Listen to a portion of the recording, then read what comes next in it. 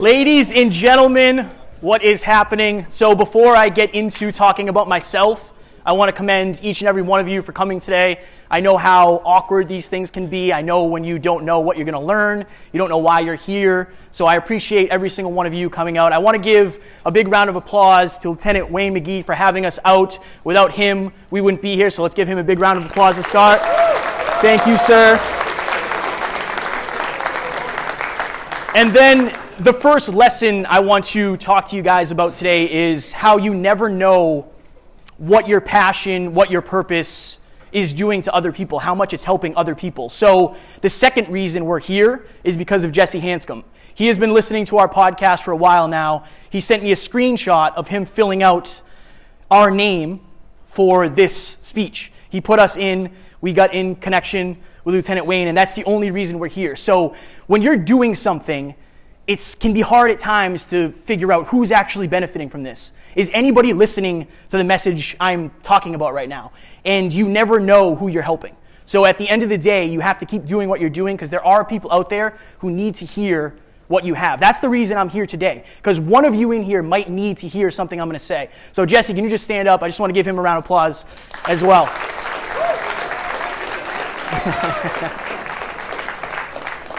All right, so what I'm going to talk to you today about is what it really takes to live your dream life. This is not a get-rich-quick scheme. This is not a 30-day challenge. I'm going to tell you what took me from suicidal to living my dreams in 2 years, okay? So who am I? I am Kevin Palmieri. I am the host and the creator of the Hyperconscious podcast. I'm also a one-on-one peak performance coach, and I also coach people on starting their podcasts as well. So for me, this journey didn't start where I am today. Like the person you're seeing right now is a polished product. I was not always this person, just like you guys are not always going to be the versions of yourselves that you are today, okay? Going the wrong way here.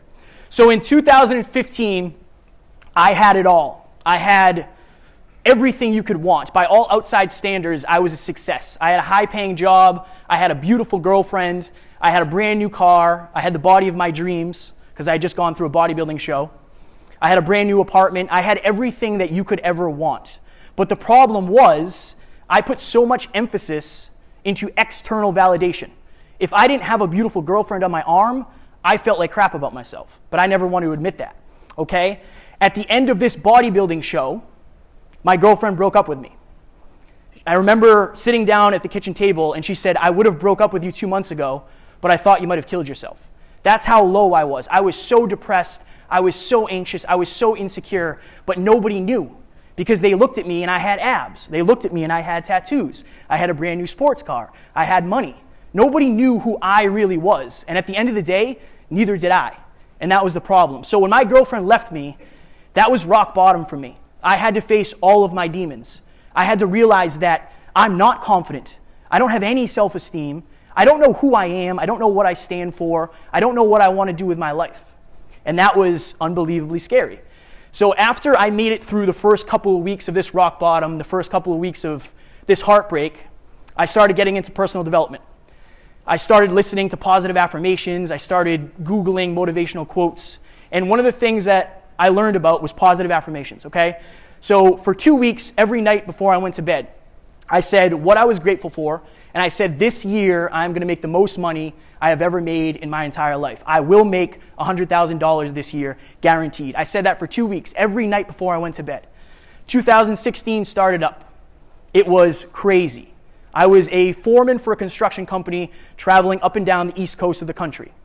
So the year started out unbelievably quick, more work than we had ever had. I got promoted to a foreman in this construction company. So every single week I was gone for the entire year. Out of the entire year of 2016, for 10 months I was on the road. Every single week. I was home for 8 days a month, just on the weekends. And that was just to do laundry, maybe see my friends if I was lucky, and then head back out. It was kind of easy because I was focused on money. I was willing to trade everything for money. I drove 16 hours to Virginia and then worked an 8-hour shift. It didn't matter. I just wanted money. I was money hungry. And when you're making $100 an hour, you feel like you're pretty good. You feel like you're pretty good at something. But at the end of the year, after 2016, I remember looking at my last pay stub, over $100,000. Oh my God, I did it. I did exactly what I said I was going to do. Egg on my girlfriend's face. You should have stayed with me because I'm something now. But I remember realizing that nothing changed.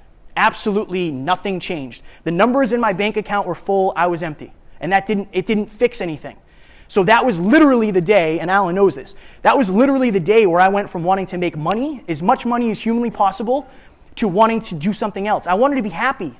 I wanted to be fulfilled. I wanted to be proud of the life I lived. I didn't want to trade in everything for money. I did it for so long, and I realized that that wasn't for me. In 2017, I started something new. So one night after I made my 6 figures and I realized I wasn't happy, I remember laying in my bed and thinking to myself, it doesn't matter who's laying in the bed next to you. It doesn't matter how nice the bed is. It doesn't matter what car is in the garage, how many zeros are in the bank account, what you look like. This is all that matters. This is all that matters because I've had everything else. And I realized quickly that nothing compares to what's up here. And that is the point of our podcast. It's called the Hyperconscious Podcast. If you look up hyperconscious in the dictionary, it means acutely aware. Why am I acting the way I'm acting? Why am I insecure around certain things?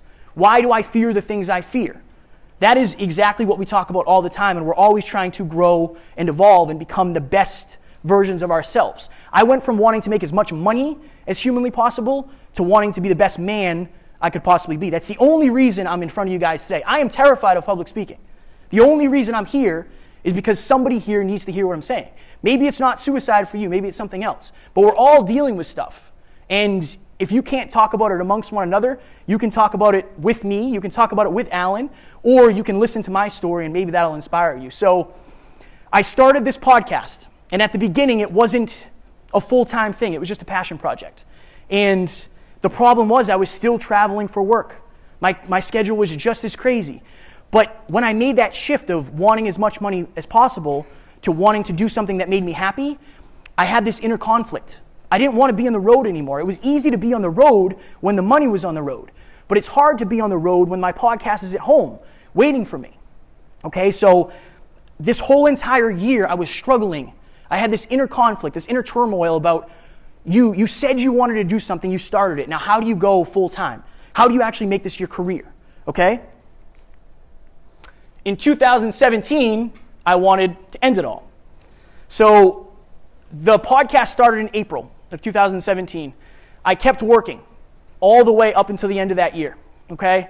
It got worse and worse. I left later every single week. I was driving to New Jersey at 2 in the morning just so I could sleep in my own bed, and then I'd work a straight 8-hour shift. It got worse and worse and worse. I didn't want to be there anymore.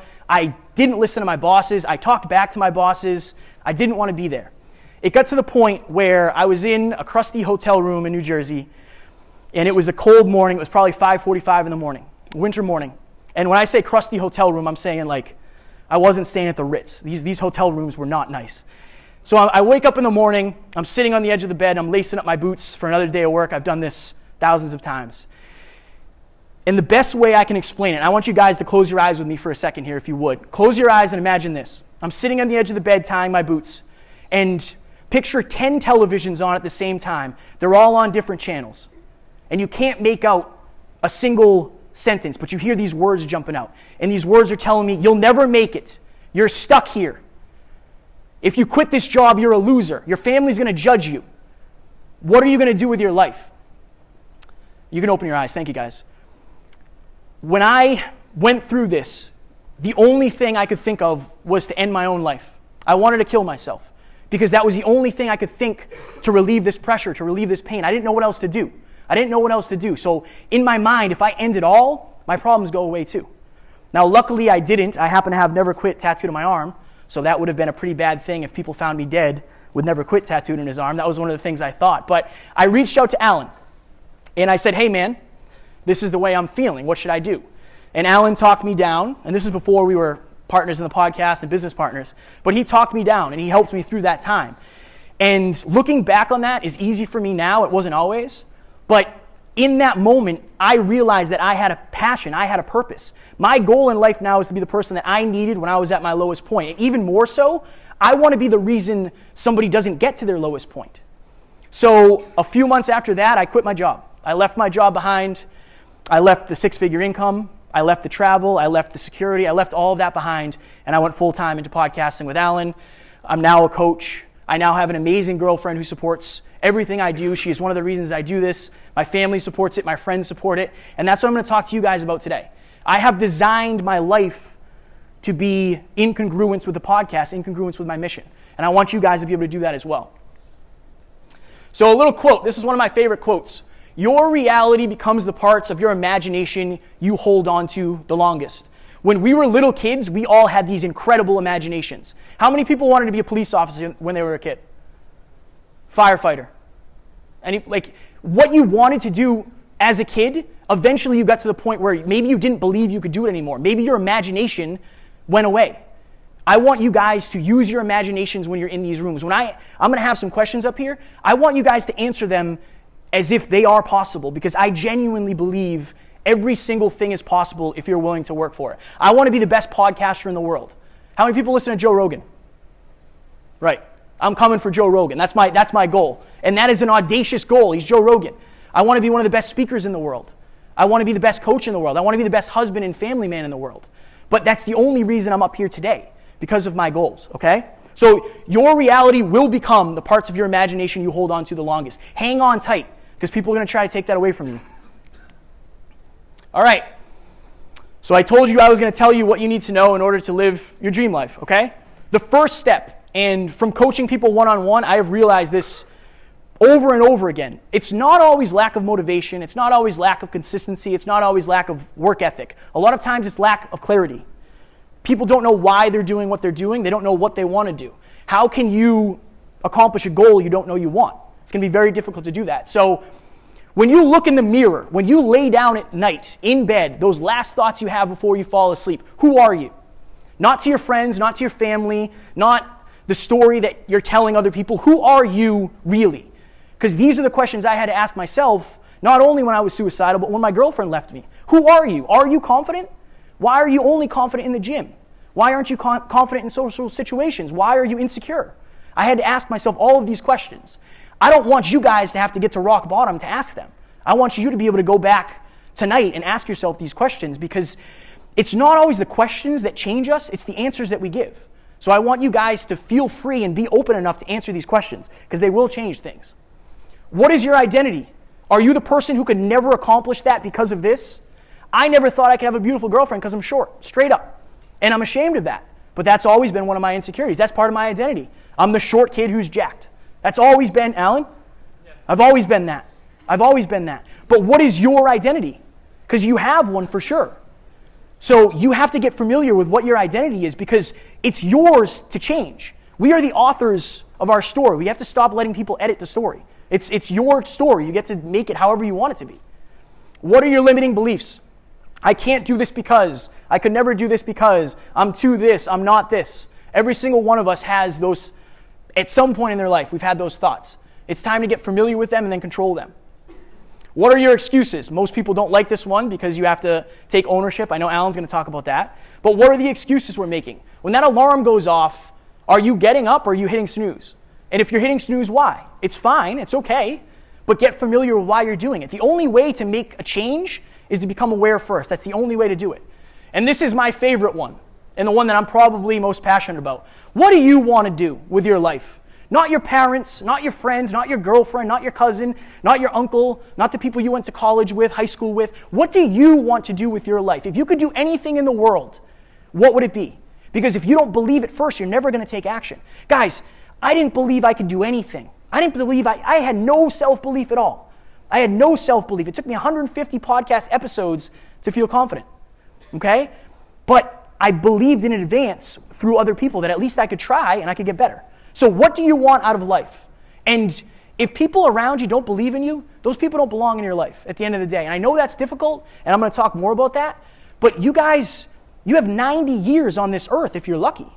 I don't want you to spend a day of it in a relationship you don't like.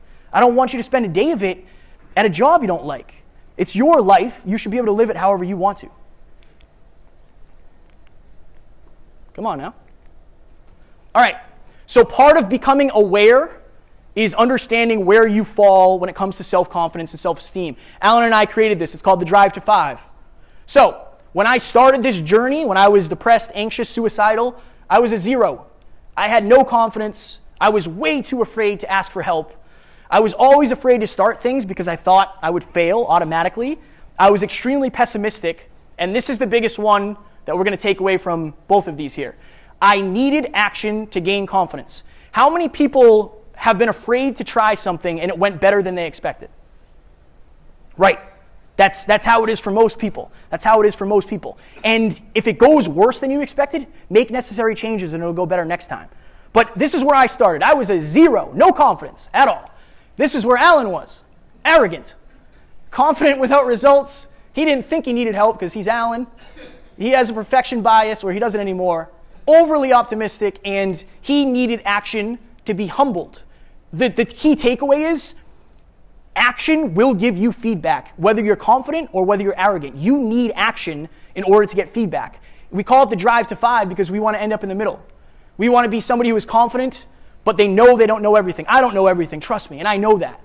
And I guarantee every single one of you in this room knows more about something than I do, and that's amazing. That's amazing. But that's where you want to be. You want to be balanced. The biggest takeaway from this, if you don't take anything away from this slide, action is going to give you confidence or it's going to humble you. And through that confidence or through that humility, you can fix and try again. Fix and try again. Fix and try again. Feedback is unbelievably important. All right. So, more about awareness and understanding yourself. You need to know your why and your why power, and these are two different things. So, these are external motivators, and I'm going to explain to you why I think this is so important. So these are the 4 M's. These are Ty Lopez's 4 M's of motivation, okay? Money, mastery, mating, and movement. Each and every one of us has a little bit of each of these, but we usually have one that motivates us the most. For me, it was money. So much so that I was willing to trade in mastery. I didn't care about becoming the best.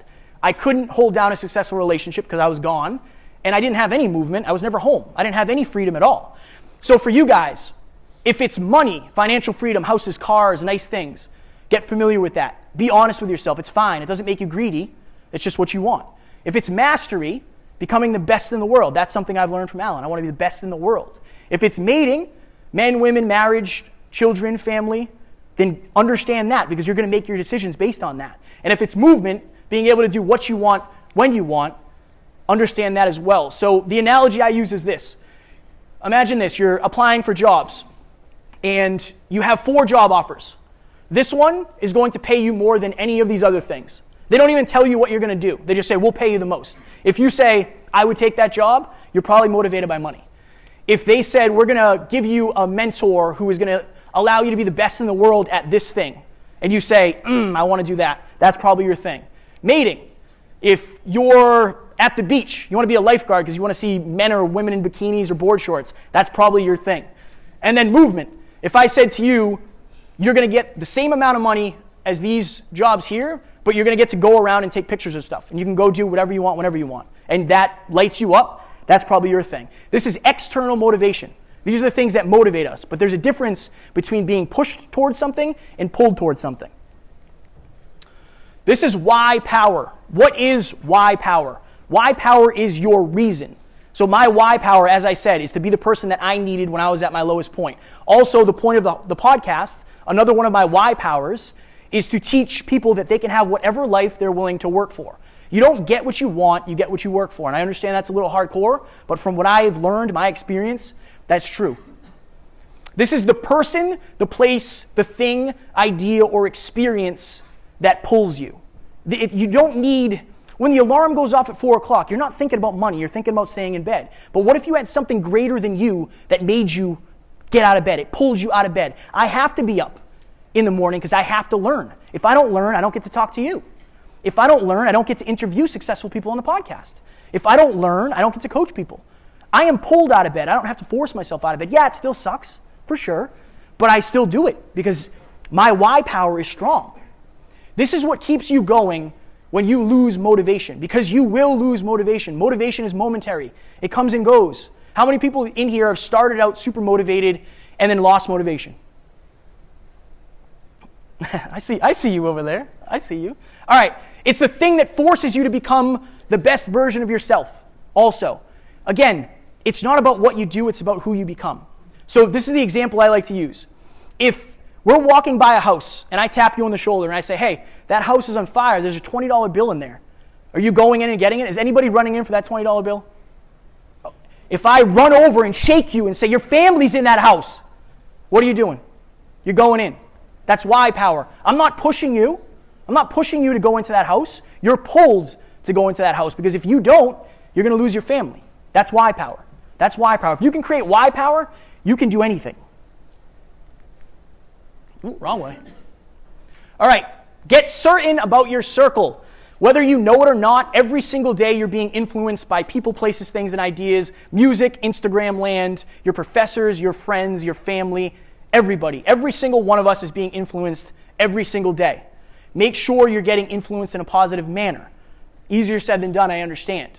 But who is influencing you in your circle? In your circle of friends, do people know what you really want out of life? Do they know what you're afraid of? Do they know about your childhood? Do they know what you're going through right now? Do they know what your deepest, darkest goals are?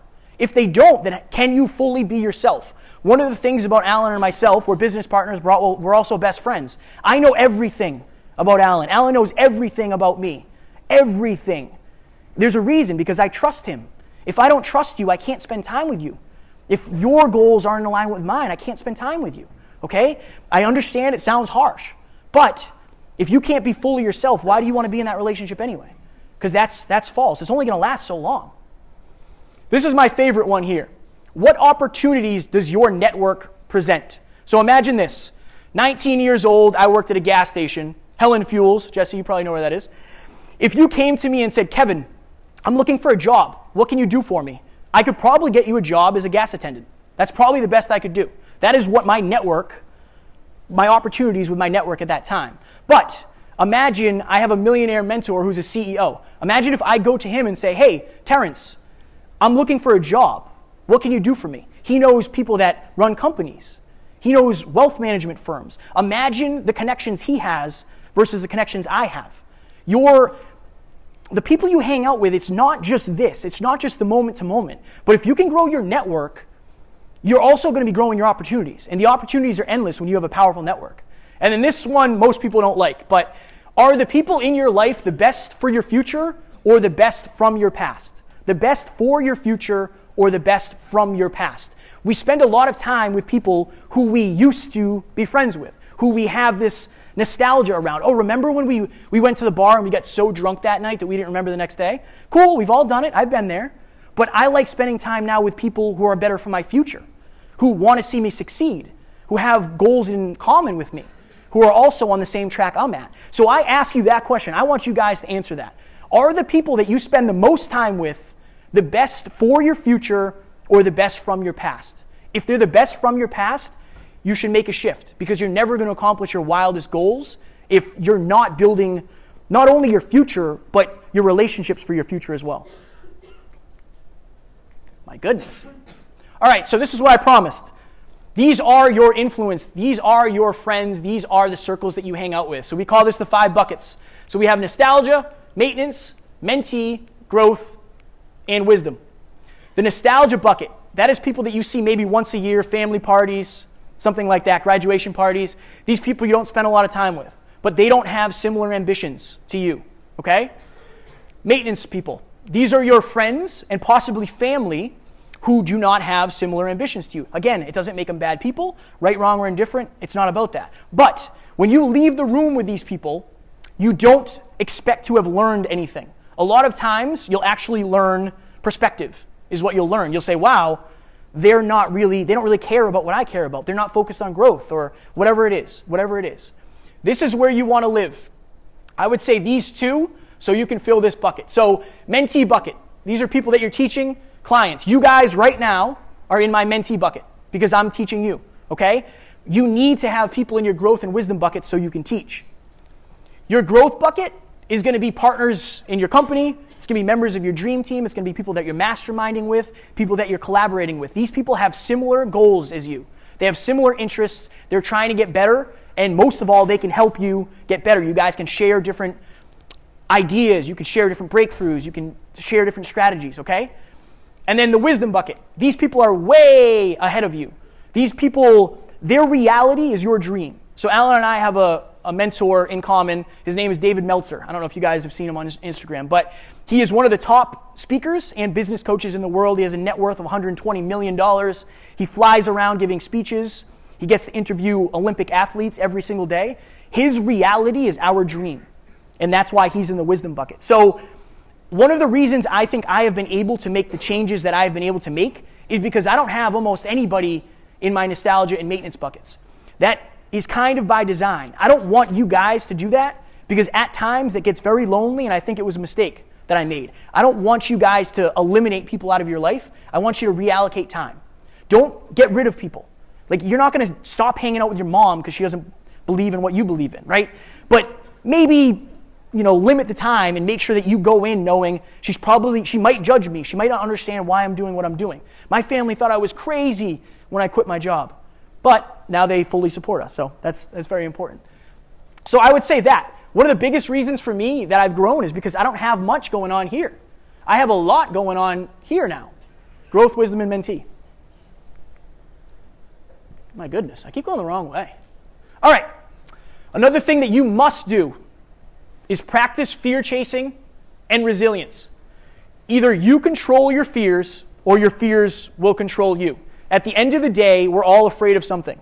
And whether or not we want to admit it, that's fine. I'm afraid of a lot of things. But the biggest difference is I'm willing to face those fears because I have to. If I don't face my fears, I don't get better, and I won't get to accomplish my dreams. And I truly believe, more now than ever, that everything you want is on the other side of fear. I truly believe that more than ever.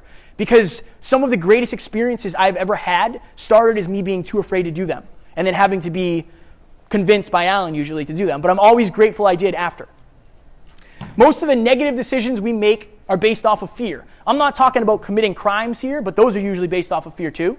But anytime you have the opportunity to do something, maybe it's approach that girl, maybe it's approach that guy, and you say, what if I get rejected? Fear. Fear is controlling that thing.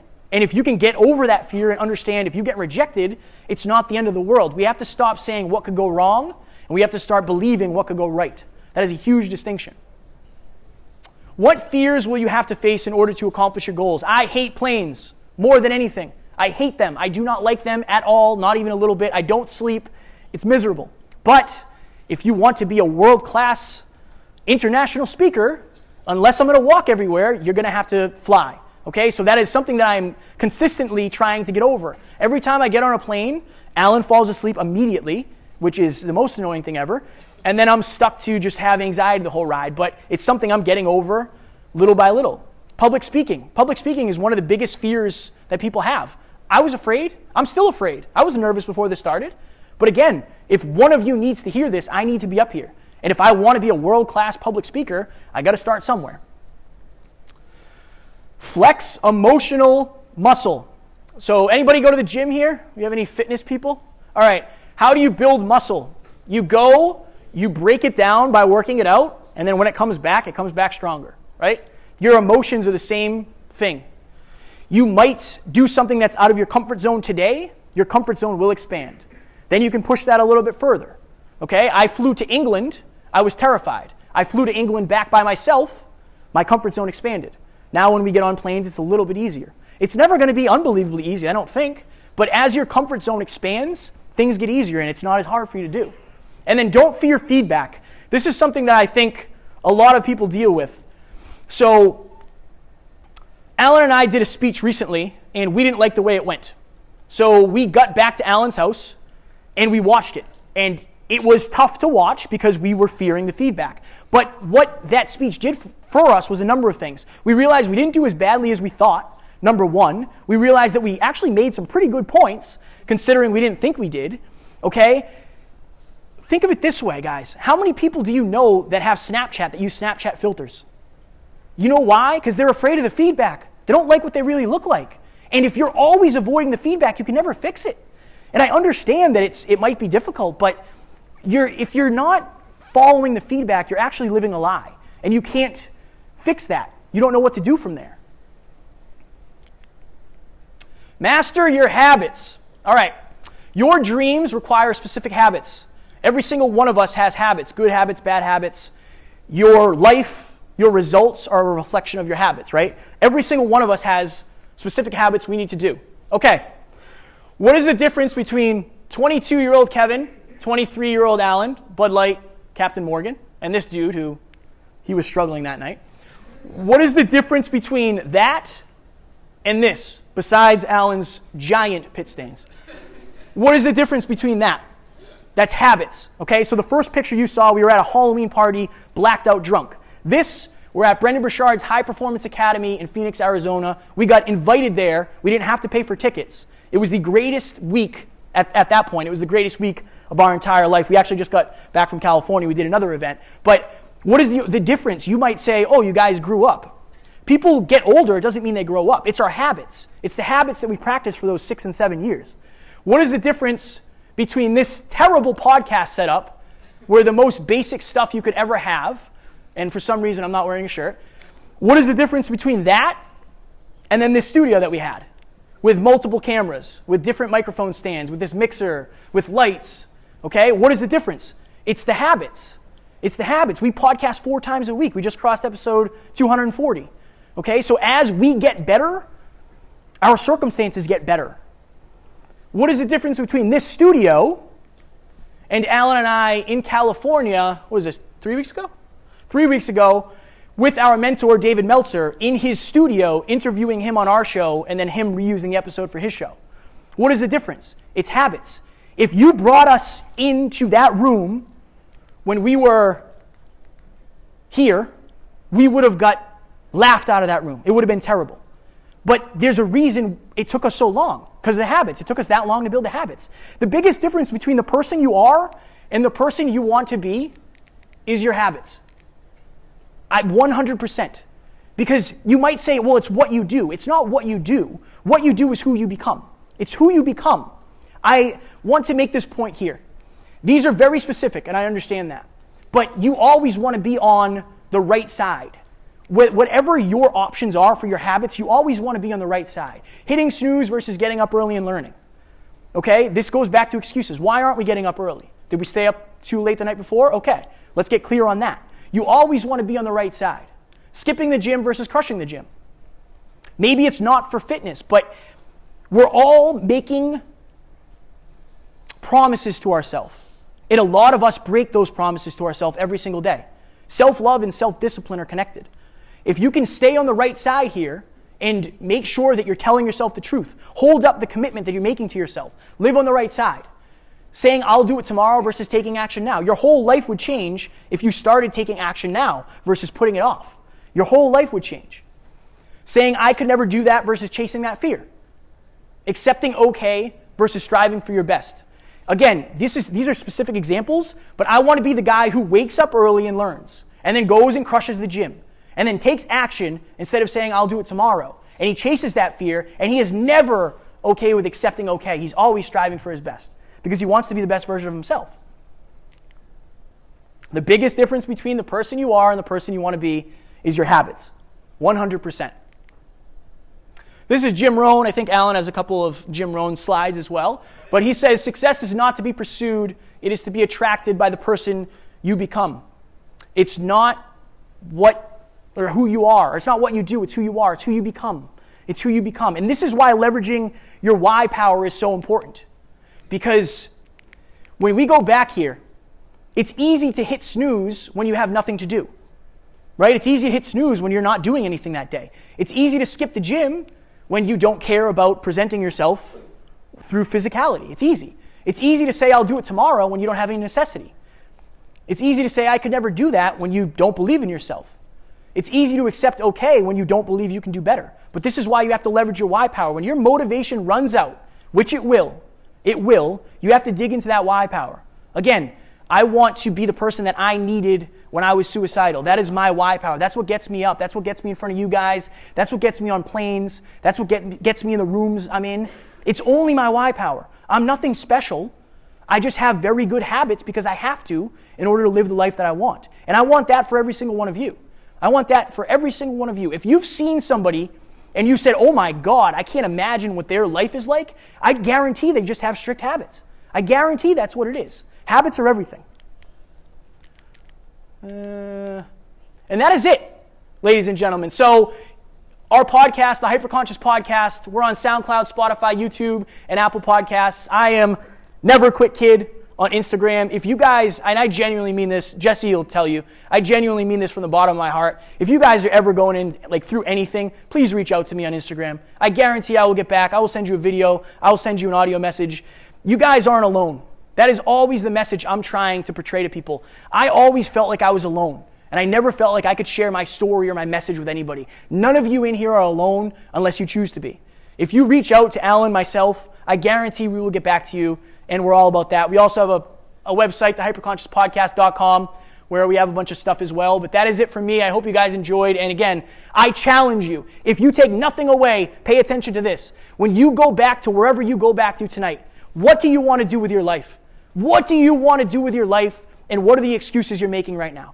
That's the only thing I want you to take away. I am Kevin Palmieri. I appreciate you guys so very much.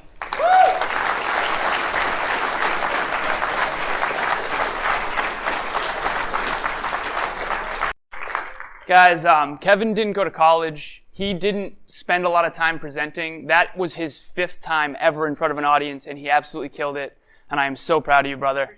It is unbelievable how far he has come in 2 years. He is the ultimate testament to what is possible when you believe in yourself and start taking massive action. So that, again, is a lot of what I want to talk to you about today. So I'm going to talk to you today about what we refer to as hyper-conscious leadership. So first and foremost, this is what I wish I knew when I was in college. And you guys all saw a picture of me at 23. So you're all probably leagues ahead of me in terms of your own personal development based on that photo. So I was thinking about what I wanted to talk about in this speech. And it was basically, okay, what do I wish I knew when I was 18, 19, 20, 21, 22?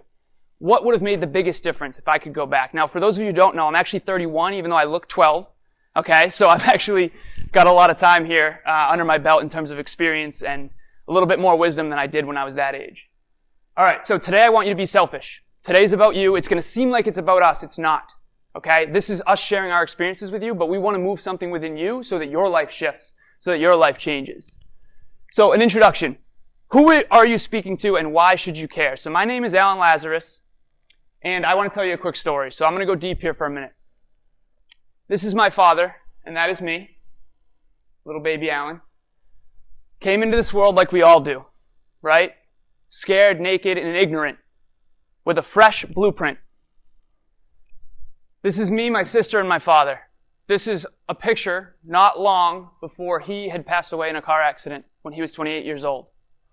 And all of this will connect very soon. I want to tell you a little bit about me so you know who you're talking to. This is my mom and my dad during their wedding. So my mom was the 3rd child, and she was had when her parents were 45, and her older sister is 17 years older than her. So her parents were kind of done with the whole parenting thing a little bit. They've both since passed on, and I love my grandparents, so I'm not speaking poorly of them. But she was a very pretty woman, and they figured back then she would basically get married and be fine career-wise and economically. So my mom felt like she didn't have the opportunities that I have had, and she always wanted me and my sister to have those opportunities. So while I did lose a father from a very young age, I gained something else. I had 2 mothers. So a lot of people talk about legacy, and that's my main focus. I wear this True North around my neck right here. And to me, this represents legacy because I grew up, this is my father's family. And what I believe leadership is about at its core is that it's not about you. You are influencing people around you 24/7, 365 at all times. You are always on stage. I'm on stage right now, and I'm influencing all of you because I have your attention. But everyone in your life who cares about you, which is far more than you realize, you are influencing and impacting. And the reason why I'm telling you this story is because I got to watch my whole life what real legacy is. My mom always says, you know, everybody bought from John, everybody loved John, and 450 people showed up to his funeral. And that is a testament to the impact that he had, his effect on others. Okay? And this will all connect again soon. But I grew up my whole life hearing stories from all of these people because I look like him and I have a lot of mannerisms like him. And I heard stories constantly, every single Thanksgiving, Christmas, all that, about him and how he touched their lives. I'm 8 years old, and my mom is driving me past, this is Worcester, so this is WPI, this is the school that I went to. I'm 8 years old, and my mom always taught me this. She said, life is about choices. Alan, I didn't have a lot of choices when your father passed away. Okay? She had to do what she had to do to survive. And she didn't have a good education. She didn't go to college, right? She thought that she'd be married, and my dad was really making a lot of money at the time. And so she said, Alan, you can be a CEO or you can be a farmer. This is her way of explaining it to me when I was just a little kid. She always explained things to me, and I owe her the world for that. She said, you can be a CEO or you can be a farmer. If you're a farmer, you can't just wake up and decide to be a CEO. But if you're a CEO, you can just wake up and decide to be a farmer. Now, this is not anything against farmers. One time someone reached out and said, Alan, like, my uncle's a farmer. I'm like, that's not, I'm not saying anything against farmers. The point is, life is about choice. Every single day you're making a choice. You had a choice to come here today. And Kevin applauded you for that, because this could change your life if you really invest your time here with me. So I'm 8 years old. I'm driving past, this is the bottom of the hill at WPI, and my mom says, Alan, that's a wonderful school. My uncle at the time, as a matter of fact, the track is now named after him because he has since passed, was working as the track and field coach at this school. So she said, really smart people go there. You should go there one day. You'll have choices. Okay, and again, all of this will connect. So my mom actually allowed me to take 8th grade off. I haven't told this story until recently on a different show called The Totally Well Show, but I think it's super powerful. I always got really good grades because my mom said, if you're educated, you'll have choices. She said, you can take 8th grade off if you want. And if you were to look back at my report cards, you would see A's, A's, A's, A's, A's, and then you'd see B's, C's, and D's in 8th grade. She said, you have to promise me, though, that you're going to work your butt off in high school. I kept my promise, and she trusted me to keep that promise. And so this is me graduating high school. I actually got the President's Award, which is basically, you cannot get below a 95 GPA, any report card ever, through all of high school. So I kept my promise to my mom because, again, she poured into me and I wanted to keep that promise. But she let me take 8th grade off. So I went to WPI. Now remember, I had vision from a young age because my mom taught me about choices. Okay? And I know some of you have had that same guidance. Some of you have not. Kevin, one of the things I talked to him about is that he talked about your circle. If you have someone who's a CEO and who knows better and is more aware, they can guide you better than someone who is at the gas station. That doesn't mean they're not both intrinsically valuable. I'm sure there's things when he was working at a gas station that he knows that I don't know, but his network isn't as big, and we have to understand these things. So I graduated from WPI with electrical and computer engineering degree. I know a lot of you are engineers here. And then I went into my master's program. I got a master's in marketing and technological innovation with a concentration in e-business, which at the time, I was starting a company called Campus Libre with a group of my friends. We actually had a falling out, and it only lasted probably like 4 or 5 months, but we had some exposure, and this was one of my first big failures. As a matter of fact, that picture that Kevin showed you, I remember we weren't even friends back then, really. We were just drinking together, and he said, I don't know what Campus Libre is, but I like it, which I thought was hilarious, by the way. I wanted to tie that in. Went into corporate America. Okay, again, life is about choices. At this point, I just wanted to be a Fortune 50 CEO in this country. Was an electrical engineer, didn't like engineering, didn't want to sit behind a desk. Went into iRobot as a product manager, eventually worked for what used to be Texas Instruments as a global product manager, job hopped a lot, eventually landed at a company called Cognex. Now, for those of you who don't know Cognex, Cognex has a motto called work hard, play hard. Wonderful company, great mentorship, all A players, like one of the best companies I've ever worked for. I started an inside sales team there, and then I made so much money that they promoted me to outside sales because they had this referral program, and I got all my friends from WPI into their company, and it went 3, 6, 9, 12, 15. So every single time I got a $3,000 bonus, then a $6,000 bonus, then a $9,000 bonus, just by getting my friends into that company because, again, WPI. It's funny because in high school I got straight A's, then I went to WPI, and all of a sudden it was like, oh my God, everyone's a genius here. So now I have to figure out how to swim again here. So here's me and my buddies at Cognex. This is at a place in Boston called the Top of the Hub. And these are 2 of my best friends from college that I got into Cognex and got huge bonuses. Again, from the outside looking in, I have it all too, like Kevin described. Okay? Remember, work hard, play hard. Here's the thing that I hadn't told you. In high school, My sister was 3 years older than me. She used to have parties at my house, and I was exposed to alcohol at a very young age because of that. So I had a shot of whiskey in my hand at 14 years old. Okay? Now, in college, a lot of that was basically encouraged at WPI. There's 12 fraternities, 5 sororities. A lot of that has since changed, but fast forward, and this will all connect. I'm in the Providence Place Mall with my friend Kiki. I grew up with Kiki. As a matter of fact, that's a picture I took today of me and Kiki. Sweet bowl cut, by the way. Sweet bowl cut. Any of you have that friend that's just always been there, that you just think the world of? Everybody? That's Kiki for me, and this will connect in a second. All right, so I get emotional when I tell this story. So I'm in the Providence Place Mall. It's a Sunday night. We're not at the bar. We're not doing anything crazy. We go and see the second movie of 300, and we're paying for parking. As a matter of fact, in this photo, I'm pretty sure we were like right over in this area. There's little kids around and families. I suddenly get punched from behind. And there's this dude who I look to my right. Kiki pushes him off me, and I see his eyes. It was like the most evil eyes I've ever seen in my life.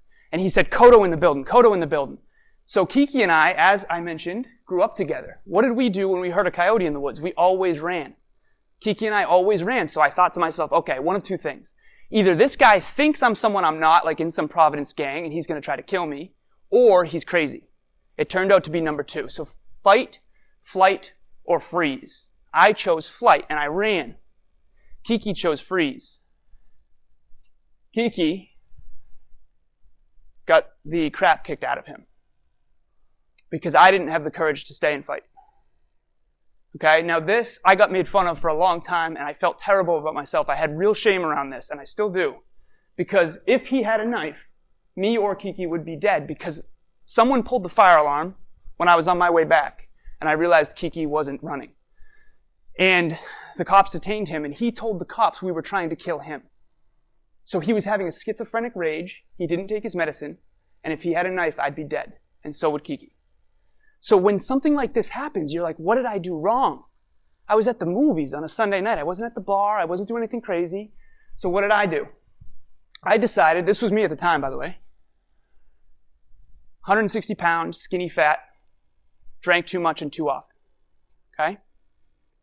I decided to hit the weights. I gained 60 pounds in 6 months. I do not recommend you do that. I am now a fitness coach. 10 pounds a month is too much. You will get bigger than you want to get. Okay? Fast forward. Now, during this picture, I'm still working at Cognex. I'm still dating the beautiful girlfriend. I have more money than I know what to do with. But I'm now lifting. Now I'm in New Hampshire with my little cousin. It's a dark, cold winter night. Driving my car. We're going to TGI Fridays. The road, I think, stays right. It was like really bad winter, like way, way back. I think this was 2015 where the potholes were horrible and like the snowbanks were like way up. You could barely see anything. And there was supposed to be a yield sign that I think was covered in snow. And I thought the road stayed right. It actually stayed left. And I end up on the wrong side of the road and I see a lift-kitted truck in front of me with the brightest lights I'd ever seen. Another fight or flight response moment. This I genuinely thought was it. Okay? When I saw those lights, I genuinely thought that this was it. Now, here's the car. And now circle back. My father passed away in a car crash when he was 28. I'm 26 at the time. So this messed with me bad. My little cousin, so fortunately the car is a Volkswagen Passat 2004, steel trap. Like I used to call it a tank. It was really heavy, very steel car, German engineering. And so both airbags went off. Neither one of us was hurt. His legs got hurt. My face got hurt on the airbag, but we were okay. He's 17 years old and still has that invincibility complex of nothing can hurt me. So he's like tweeting about it and his friends are talking to him, right? I am messed up. So I'm in an armchair drinking whiskey, contemplating everything. What if that was it? Now remember, I spent my whole life hearing stories about my dad. This is 2 years apart when he died in a car accident. Okay? So this really messed with me. You ask yourself the tough questions. Did I fight for my dreams? Did I courageously fight for what I believe in? Did I love fiercely, openly, honestly? Right? This is a quote I live by now. I've said it many times in the podcast. You cannot see the stars during the day. They're always there, but sometimes it takes the dark to see clearly what you simply couldn't within the night. We've all had that really dark night where we noticed something that we didn't notice before. For me, this was it. We call it shaking the snow globe. Whenever you have the death of a loved one, the death of a pet, a near-death experience, or a bad illness, you start to question your life. You start to question how much you're living it and the way you're living it. That's what this was for me. This was the day, we talk a lot about PTSD, but I don't think we talk enough about post-traumatic growth. This is the phoenix from the ashes. I'm telling you, this is the day when I decided I didn't like my answers. I was ashamed of the man I had become because I just chased money and because I was drinking too much and too often. I didn't like the impact I was having. And let me be honest with you guys right now. Cognex, I love them. This is nothing against them, okay? I sold industrial automation equipment. What does that mean? I would go into factories and I would see pictures on the wall of manufacturing facilities full of workers. I would literally see people inspecting products, and then I would go in and sell cameras that did it better, and they lost their jobs, and I made tons more money. Now, automation is coming for the world regardless of me and regardless of Cognex. I'm not saying they're part of the problem, but for me, I see this issue happening.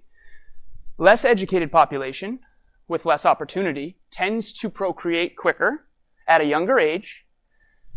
Tends to, generalization, okay? So they're growing at a higher rate. The problem is the jobs. I went to Panera recently, there's just kiosks. The service jobs for less educated people are going away exponentially. So I saw this huge problem. And to me, if I wasn't part of the solution, I'm part of the problem. And this is also why I've connected the dots since I drank so often, because I wasn't living congruently with what I want. And now on the podcast, we empower people to create their own life, to make sure they're valuable in the marketplace. Personal development, what is that? Become more valuable. Serve the world in your own unique way, right? So I'm doing the opposite of what I used to do. All right, so for me, I made a decision that day to never play small again. Period. End of story. I will face every fear. I will do everything. I will love fiercely, openly, honestly. I will not be afraid to ask that girl out. I will not be afraid to fall in love. I will not be afraid to get a mentor or ask for help. That was the day for me that I stopped playing small forever, and I will never stop. I want that to be today for you. I came across a book. So this is actually a really cool story. If you haven't heard of this book yet, this book has literally changed the world in a lot of ways. Her name's Bronnie Ware. She worked in hospice with the terminally ill for like 8 years. We've since actually interviewed her on the podcast, which is so cool, by the way, because this is like 4.5 years later. But basically, she realized these same patterns of all the terminally ill, just saying, I wish, I wish, I wish. She thought she was there to take care of them. What she was really there to do was listen at the end of their life. They all had all of these regrets. I have a flashcard over there in my bag. It's almost always in my pocket, but my mom told me and my lady told me that I had bulging pockets and that wouldn't be aesthetic, so I took them out. But the number one regret of the dying, I wish I had lived a life true to myself and not what others expected of me. My mom tried to guide me and she did a great job, okay? But I was an engineer because I was good at math and it made a lot of money. That's not a good enough reason to choose. And I know that a lot of you right now are on a path. All you need is maybe a little push in the right direction to start thinking about what you want to do and be in the world. This is the number one regret of the dying. This regret I had when I almost died in that car crash. And now I reverse engineer regret every single day. That's why I have that flashcard in my pocket, because I don't want those answers to be shame and regret when the end eventually comes. So what did I do now? I went all in. All in. Now I'm a speaker, podcaster, natural men's physique athlete, fitness coach, male model, and the co-host of the Hyperconscious podcast. Now I do what I love every single day, and it's hard. Don't make it seem like, oh, well, I love every single day. It's really hard. Like, I was scared, like Kevin, before coming here today. It's not easy, but it is wonderful. And I know that I'm proud of the man that I've become. And I'll get to that in a minute. Okay. This is my sister, Krista. She posted this on my dad's anniversary, the death of my dad's anniversary not long ago.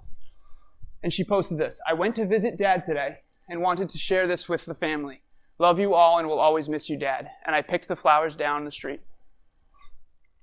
I reposted it and I was bawling my eyes out when I reposted this. I said, my sister shared this today. Never lose sight of the impact you're having on others. Love you, Dad. I'll always strive to make you proud. A night later, I get a Snapchat from a woman by the name of Caitlin. She said, "Thank you so much for posting that. I lost my my mother a few years ago, and I deal with that same thing. I feel the same way." And it's funny. My desire to serve her in that moment made me realize something. All she really wants for you is for you to be happy, for you to be proud of yourself. So I'm sitting here trying to make my dad proud, and all he really wants is me to be proud of me. And after that car accident, that's why it sucked so bad. I wasn't proud of the man I'd become. Kevin is now proud of the man he became. I am now proud of the man I've become. So that's the tough question. And I don't mean pride in the negative sense of I'm the best. I don't mean that crap. I mean, are you proud of the way you've lived your life, the only life you have, and the effect you've had on others? That is leadership. And that brings me to the principle number 1. Leaders have vision, and they always carve their own unique path. Why? Because this is the opposite of I wish I had lived a life true to myself, not what others expected of me. If you are making your decisions based on what other people want you to do, I would argue that you need to start questioning that. Magic formula. So who knows Jack Sparrow in this room? Yeah. Okay. When you're holding the compass, it points to your heart's deepest desires. So this is the magic formula. And it's very simple, but it is powerful. So what is your true north? Boop. This is the North Star, brightest star in the sky. This is what guides me. I have a purpose prayer I say every day. I know all of that's heavy, but the point is this. What would the compass be pointing toward if you had it in your hand? What is the person it would be pointing towards in terms of someone you love, maybe a significant other? What is the dream that you have that you've covered up for so long? Now, what does that mean? A commitment to constant and never-ending improvement. The difference between this man and the man you saw at that Halloween party is my commitment to never stop getting better. And then number 3, as Kevin already mentioned in his tattoo, never quit. And it's cool because I didn't have this formula until I met Kevin and realized that that was the third piece. I was definitely doing the commitment to constant improvement thing though. All right, vision. Imagine trying to do a puzzle when you have no idea. There's 2 people trying to do a puzzle. Person A has no idea what the cover looks like. And they're trying to put the cover around. They're trying to put pieces down, which are their decisions day to day. But they don't even know what it's supposed to look like. Now, imagine the second person knows exactly what it looks like. How much easier and quicker are they going to be able to put those pieces down? You ever met someone who's just successful at everything all the time? They're most likely have a vision that maybe they're not even aware of. Our mentor calls it unconscious competency. Some people are really good at manifesting. We'll get into that in a second. But I'll tell you what, if your vision isn't clear for your future, it is affecting your today. How do you hit a target that you don't have? Some of us are just shooting an arrow up in the air, hoping it lands someplace nice. What if it doesn't? Right? This is what my mom gave me from a very young age. She gave me a target. And again, it's not about achieving the target, it's about what it will make of you as a man or a woman to achieve it. Okay, so I put this on my phone background when I looked like this. And these are 2 years apart, okay? This is the power of vision. I got made fun of for 2 full years because everyone was like, dude, you got a guy in your background? I'm like, what's that about, man? But I looked like this. And I remember people saying like, Greg Plitt's on steroids. You can't do that naturally. What do you mean? You're not going to look like that. Look at you. I got made fun of for 2 full years for having a dude on my background. Look at how close these are.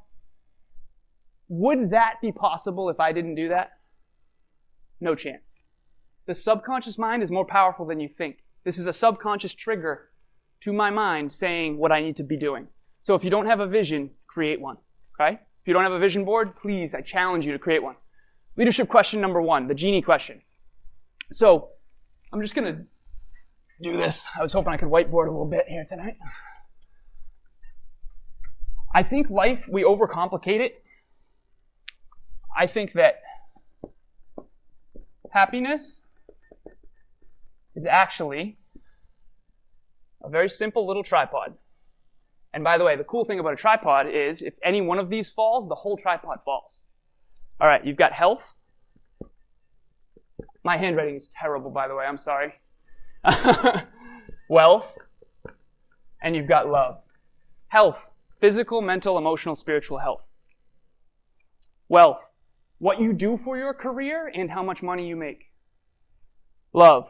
Friends, family, and your intimate relationship, especially that last one. If you're not happy in your intimate relationship, that's going to affect you more than anything, in my opinion. Okay, if any of these fall, the happiness falls.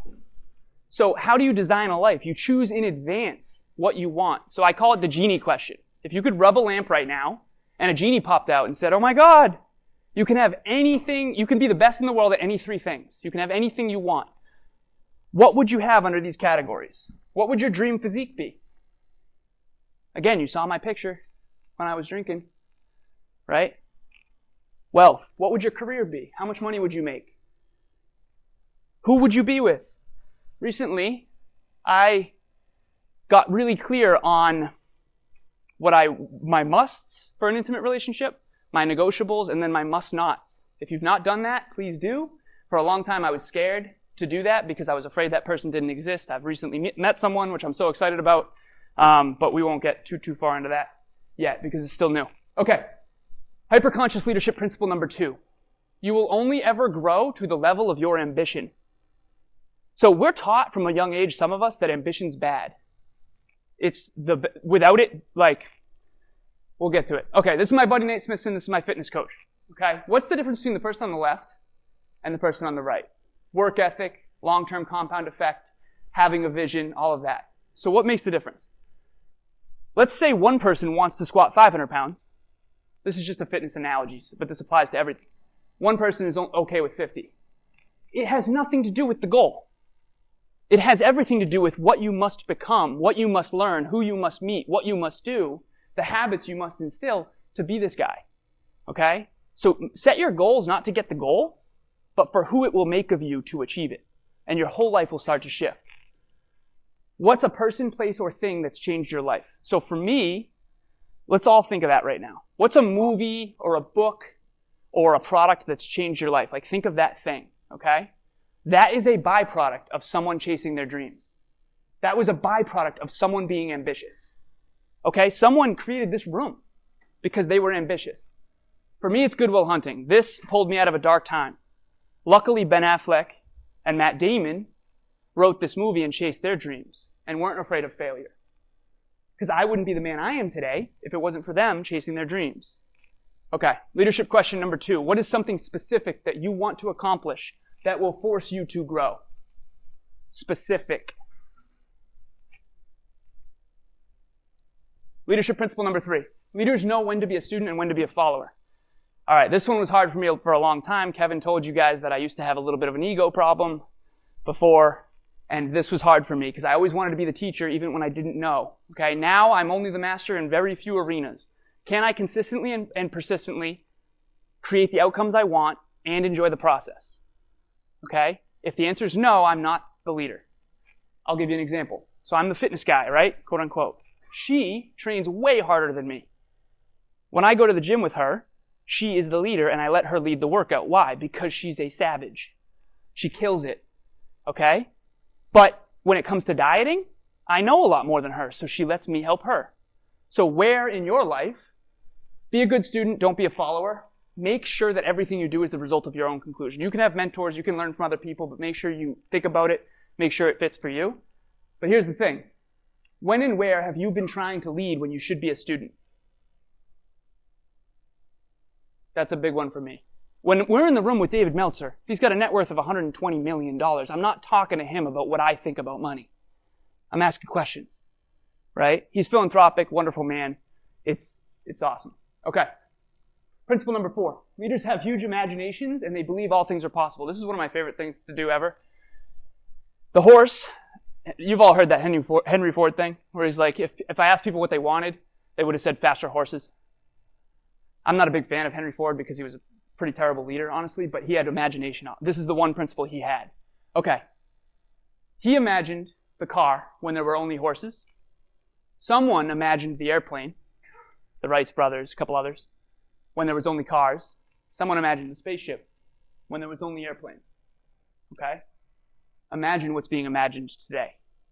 Kevin said the quote, your life becomes the part of your imagination you hold on to the longest. Guys, that's one of my best core competencies. I believe so strongly in human beings, and that means I believe in myself. I believed in Kevin. We'll get to that. Sorry, I just laser pointed you. Don't let the noise of others' opinions drown out your own inner voice. I have this posted on my wall in my room as a reminder. If you guys really owned your ambitions, you're going to get hate. People are going to say, who do you think you are? That's crazy. Two things are true for all people who ever achieved their dreams. Number one, they got laughed at. I got laughed at for 2 full years saying I would never have that physique. Literally. Okay, 2 things are true. They got laughed at. Number 2, they did it anyway. Kevin got told, what do you mean you're going to start a podcast? What do you mean? You make $100 an hour. Why are you going to quit your job? Right? Everyone was crazy. They were called crazy until it worked. Okay, leadership question number 4. What's one specific time you allowed the criticism of others to stop you from trying? We've all been guilty of this. And what might be different today if you hadn't let them stop you? This might be one of the things I'm most passionate about. Like, if there are people out there saying that you can't do something, go prove them wrong, please. Please. We need more people to do things that are in their heart. Hyperconscious leadership principle number 5. Whether you're aware of it or not, all success on the surface is actually the byproduct of 10,000 courageous moments no one ever saw. So we just crossed 243 episodes on the podcast. Guys, we messed up every single time. Is there ever a time we didn't screw something up? No. Every single time. I always say no one will outfail me. I will fail and fail and fail and fail. 243 episodes in and we haven't done one right. There was always something off. The camera angle, you should see the latest one. We interviewed our friend Joanna. We're doing an event with her soon. The camera angle, the second camera, I'm not even in the shot. It's brutal. It's brutal. But we're still going. We're still going. All right. The problem is the world is showing you the physical. Remember I told you I'd tell you about manifestation? It's going to be really simple. They're showing you the physical, and this is marketing, by the way. This is them showing you the results. That's like the picture of me with the abs, but it has nothing to do with how to actually get it, right? So, belief, faith. Faith is your belief in something you cannot see yet. So I believed that I could have that physique long before it was real. Simple. Belief. Okay? Emotion. I emotionalized it by how bad do you want it?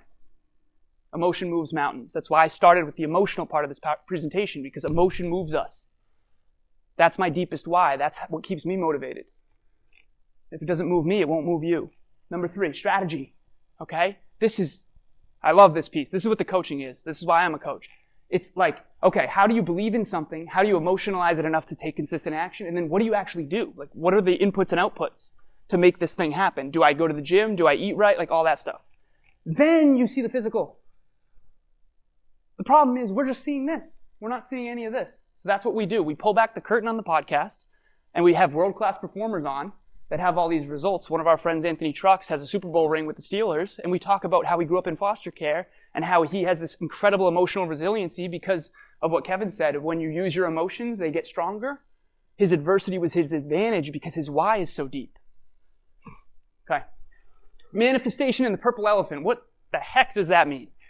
Okay, so Kevin's probably laughing over there. I'm going to do the purple elephant thing. Okay, right now I'm imagining a purple elephant with a cowboy hat and a double-barrel shotgun. Okay? That's only in my imagination. No one else can see it. Now, I emotionalize it. I strategize about how to create it, and then I can literally come up here and draw it for you. Now, my version of a purple elephant is going to be different than yours, but I took something that wasn't real in the spiritual, and I won't get too woo-woo on you, don't worry, and then I emotionalized it. I took physical action, and then I made it real. You guys ever seen Barney? Right? The guy who invented Barney is probably very wealthy. The point is it is that simple. Believe in something you can't see yet, that's only in your imagination, emotionalize it enough to take action, strategize on how to do it, get crayon, paper, whatever, and then physically create a result. That's manifestation. So whenever you hear manifestation from now on, it's not as woo-woo as you think. It's just taking something that's not real and making it real. That's why these chairs are here. That's why those cameras are here. All right, so this is something that I want to do real quick. Who in here has ever started falling in love?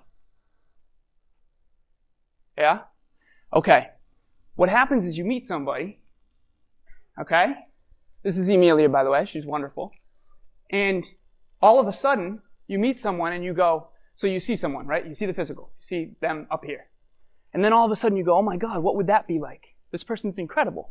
All of a sudden you start to believe in what's possible. You're like, okay, maybe I'm going to ask them out. Now we're hanging out. Now everything's good. Now I want to go on a second date, third date. You start to emotionalize it, right? You start to fall in love. Okay? And I don't mean to... why are you quoting love here? Okay. And then you strategize. Let's take her on a fun excursion. Let's go axe throwing. Okay? So I took her axe throwing. The point is this. We're already doing this with love. When you meet that special someone, you're already seeing them in your future. You're seeing them meet your parents. You're seeing yourself meet their parents, which creates all this anxiety. But you're already doing the manifestation process. Why aren't we doing that with our dreams? If you've ever fallen in love, you've already envisioned your future with them. Why aren't you doing that with your dreams and your career? Okay? We're all naturally good at this. We just don't leverage it in the same arenas. You got to do it in all three. Okay.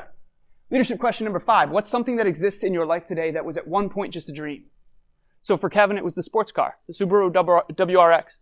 He wanted that car for how long? Long time. At one point, that was just a dream. Now he manifested that into reality. Why can't he also do $1 million? That's the way I think, and I want to encourage you to dream bigger. All right.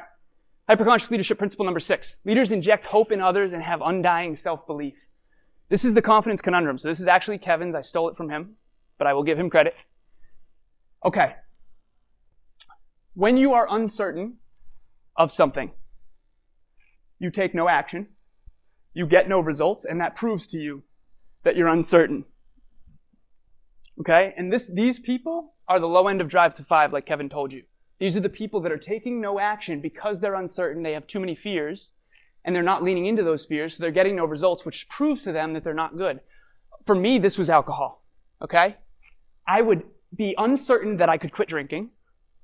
I would prove to myself, actually with action, that I couldn't quit drinking, and then I would get bad results, and I would prove to myself that I can't not drink. So I would lose confidence. That's my kryptonite. We all have our kryptonite. Whatever it is out there that you're uncertain of, here's what you do. You get around someone who can inject belief. That is my goal. That's what I do with my clients. That's what we do on the podcast. Like, if you inject belief right here, all of a sudden that uncertainty tips over to enough certainty to take action, and then guess what happens? You get feedback.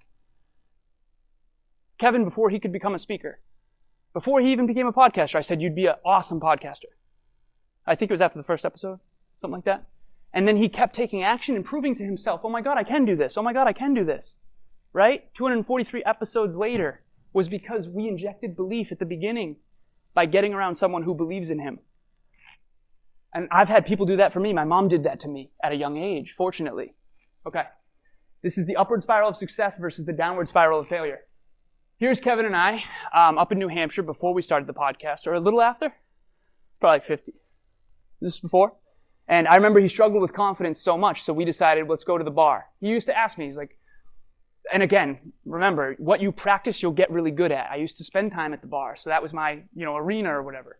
So I was confident in the bar. He's like, what are you thinking about when you walk into a bar? Because he felt self-conscious. He was short, and that wasn't his arena, right? He felt confident in the gym. I remember him telling me, I feel like Superman in the gym, and I feel like Clark Kent in the bar. Why?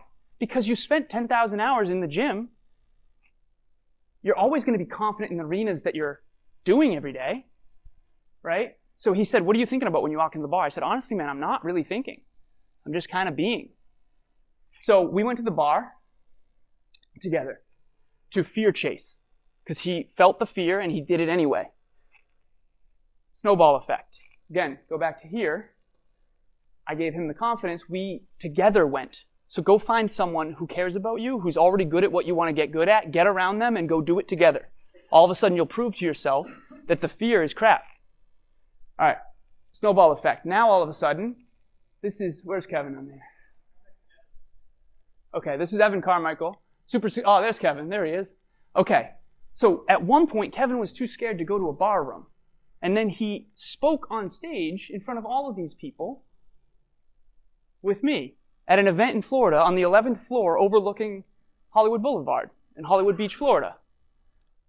It's like, what is possible for you guys if you really leaned into those little fears? This is why the happy get happier. the confident get more confident, and the successful get more successful. Anthony Trucks, for us, is that guy who shows up and is always successful. But it's what he's doing in private for years and years and years and years that makes him just be able to show up, and success becomes second nature. He just gave a speech in Cali about that. Leadership question number 6. What area of your life right now are you struggling to believe in yourself? And who could you reach out to that could help? If you reach out to Kevin or myself, I guarantee you we will try to help you. Depending on what it is, maybe we'll put you in touch with someone else who can help you. Get mentors. Those buckets that he described, those are absolute fire. As a matter of fact, I see it as like progress.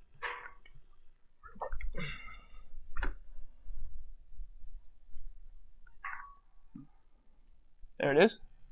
All right. Progress. Here's the buckets. These were the ones with the mentors. Again, pardon my handwriting, growth. And then these are the nostalgic buckets. If you want to make progress towards your dreams, make sure you have more in these buckets. Okay? If you have too many in these ones, you're not going to make progress. You're going to be halted. I call it anchors and engines. We'll get to that in a minute. But these are the engines. You need more engines. It's funny. Every time David Meltzer tells Kevin to do something, it's done in like an hour. It's crazy. All right. Hyperconscious principle number 7. You cannot lead others until you can lead yourself. We all have 2 wolves in us. One's malicious and evil and lazy, lackadaisical, doesn't care about others, selfish, right? The other one is love, caring, warmth, empathy, strength, tenacity, legacy. We all have 2. Which one are you feeding? Which wolf wins? The one you feed. Which is your habits. Every single day, you're feeding your habits. This is the horse of habit. I was in New York City. This horse wanted nothing to do with me. There's a story of a kid who watches a horse fly by him with a rider on it. And he says, "Where are you going?" And the rider says, "I have no idea." Because we have all these habits. Warren Buffett says the chains of habit are too strong to break by the time we notice them. So, my question for you, Aristotle, you are what you repeatedly do. Excellence, therefore, is not an act, but a habit. Kevin talked about this, the power of habit. Real quick, I'm going to go through the habit loop. This changed my life. So super simple, 3 things.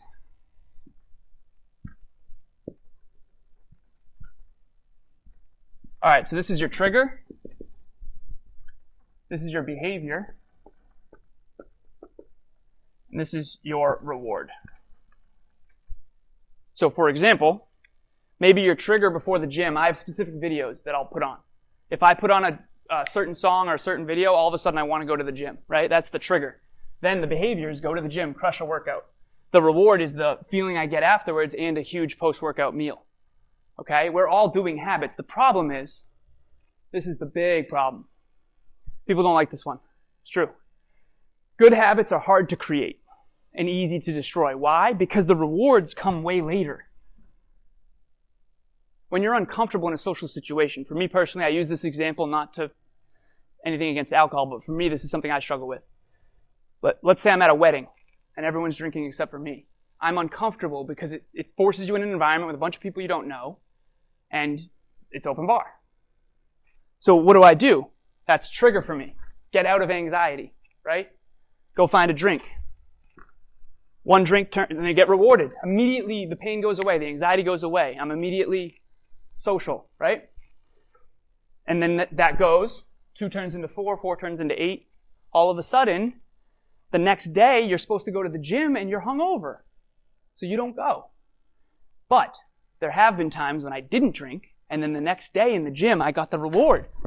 I got this. And I was like, I wouldn't be at the gym right now if I had drank last night. Okay, here's the problem. Good habits are hard to create and easy to destroy because the rewards come so much later. Bad habits are really easy to create and very hard to destroy. That's the cold, hard truth. It's tough, but it is what it is. So my question for you is, what is one bad habit in your life that you must get rid of to be the best version of yourself? And what's one good habit you can replace it with? Almost done here. 3 more principles. Thank you for hanging in with me. Principle number 8, consistency is king. Oh yeah, we're in New England. Who here loves Tom Brady? Yeah, that's what's up. Okay, we see him for 30 seconds on the podium. We don't see the 30 years of 5 a.m. workouts, 8 a.m. or 8 p.m. bedtimes. So all of you love Tom Brady. I'll never forget I was giving a speech on leadership to a group of high school athletes. And I asked them, I said, who in here loves Tom Brady? Every hand shot up. And then I said, who here has read Tom Brady's book? Every hand shot down. See, I said, you and I love Tom Brady, but we love him for different reasons. Remember the hyperconscious part? Oh, it's not here anymore. Why? Why do you love Tom Brady? How to achieve a lifetime of sustained peak performance. 6 Super Bowls. If you read his book, I'm telling you, you'll find the reasons why. It's his habits. He is the king of consistent habits. 9 hours of sleep a night. He literally says verbatim, if you're going to compete with me, you better be ready to give up your life because I've given up mine. Now, we don't have to be that extreme, but maybe we don't want 6 Super Bowls, right? The point is it's the habits that matter. He wasn't born talented. You guys saw 199th draft pick, like lanky, right? Okay. It is not the strongest, fastest, or smartest who wins in the long run. It is the most consistent. The problem is, it always appears to be the person who's most consistent for 30 years ends up winning. So we have what's called like a survival bias, right? Like we see Tom Brady after all of the time where he was doing all the work. So the person who's most consistent ends up looking the strongest, looking the fastest, looking the smartest because they were the most consistent. I always picture like the musician in the basement, like living in the basement of his mom's basement for like 10 years and then suddenly puts out an album and is like famous. It's like they were the same person the night before that, before the album. They were practicing in their basement. They were a loser, an idiot. What are you doing? Like, get a job, right? I'm telling you, it's crazy. Okay. Tortoise in the hare. We've all heard that story. So I did a triathlon recently. I highly recommend someone does that if you ever are interested in like marathons, triathlons. It was actually a really good experience. But why am I telling you that? This is the beginning of the race. Okay? Everyone starts. Crowded. As a matter of fact, you get kicked in the face a lot, so that's a whole thing. But at the end, it's not very crowded. Not because no one finishes, but because it's when you keep going and you're consistent, that's how life is. Every goal you set, you can say, oh, I'm going to get in shape. And then maybe you do it for a week or 2 weeks, 3 weeks, right? New Year's resolutions. Every year, we're like, oh, we're going to start. I don't care who starts. I care who finishes. Okay. It's an apple a day. We've all heard that. Apple a day keeps the doctor away. Here's the problem. It's not 7 apples on Sunday. We're all guilty of this. For me, it's meditation. I'm going to meditate for like 3 hours on Sunday instead of like 3 minutes a day. Right? So it's an apple a day, not 7 apples on Sunday. We're all guilty of that one in some area. So what is one area that you need to be more consistent that would make the biggest difference in your life? Consistency is one of my favorite things in the world. 2 more. All right. Leaders are only as strong as their associations.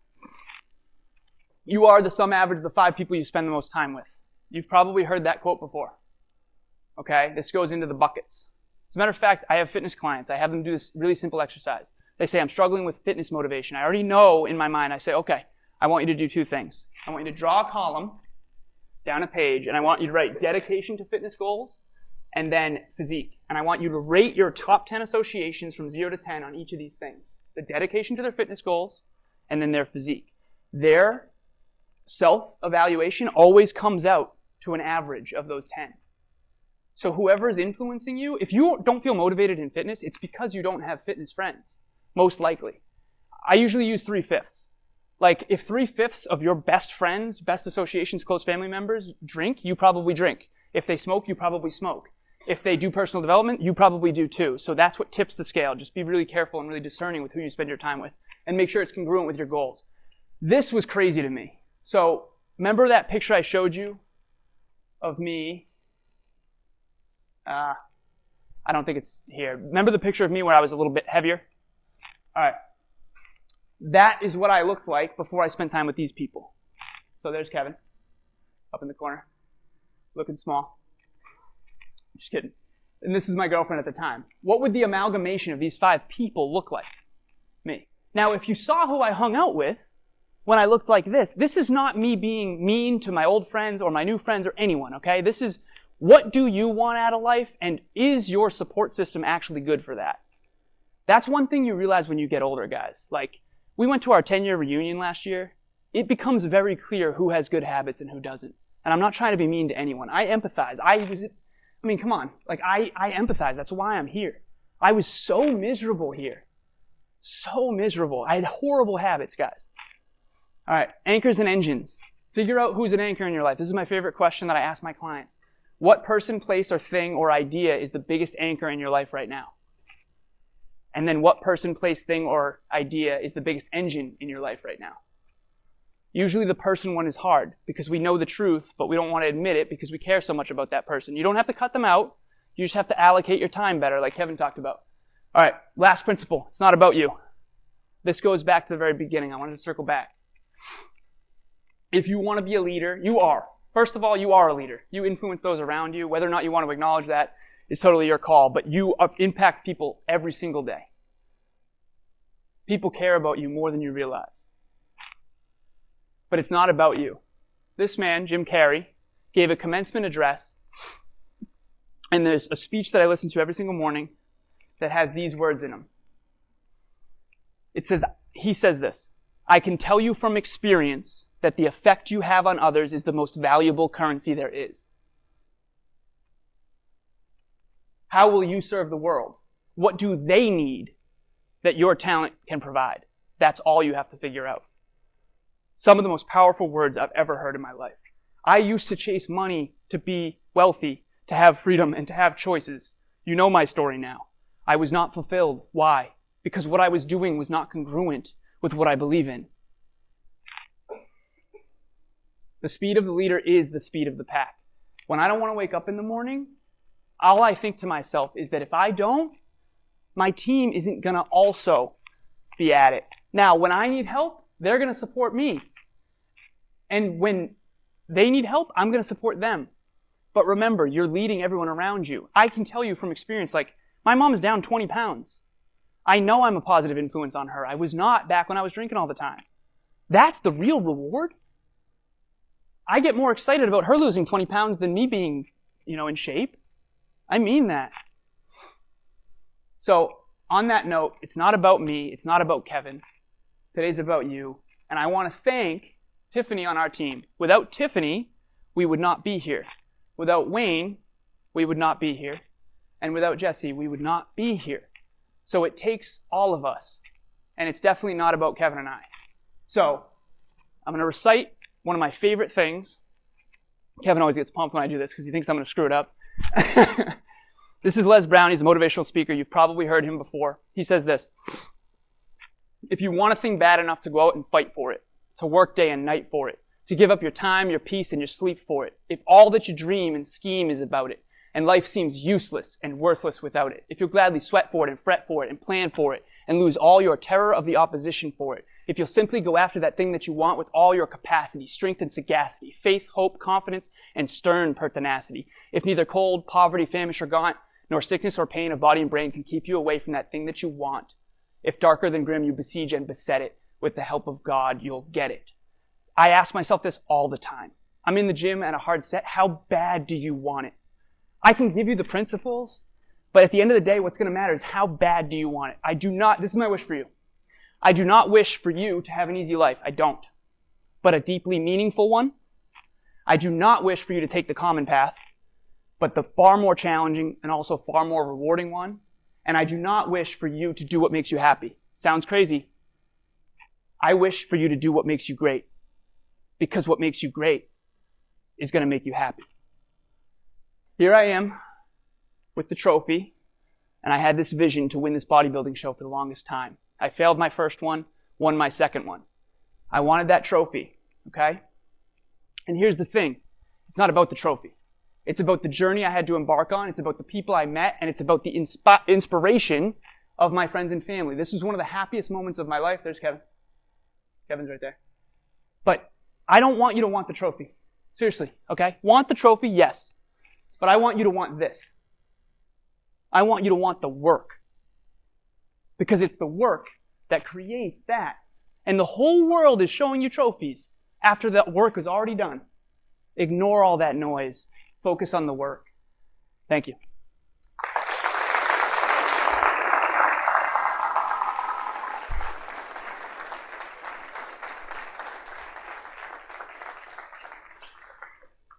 Thank you, guys.